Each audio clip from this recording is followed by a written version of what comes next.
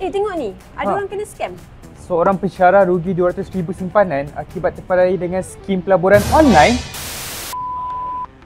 Sejak kebelakangan ni, scam pelaburan sering berlaku. Jom kenali satu persatu taktik scam pelaburan supaya kita tak menjadi mangsa.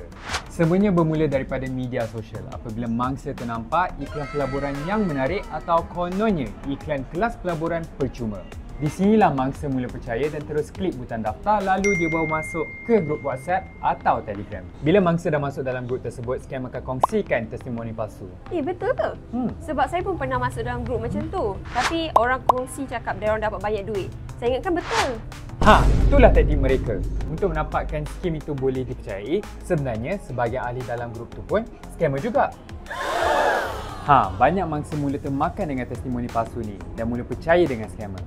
Mula-mula, mangsa akan labur dengan jumlah yang sedikit dahulu. Pada masa yang sama, scammer akan membenarkan mangsa untuk keluarkan sedikit hasil keuntungan.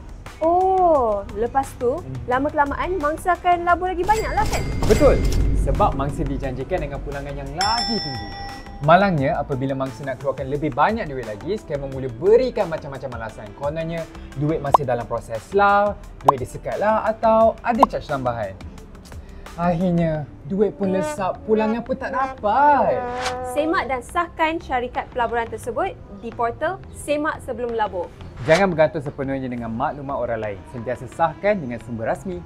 Jika terkena, kumpulkan segala bukti dan buat laporan kepada NSRC serta pihak polis. Ingat langkah-langkah ini supaya jangan kena scam.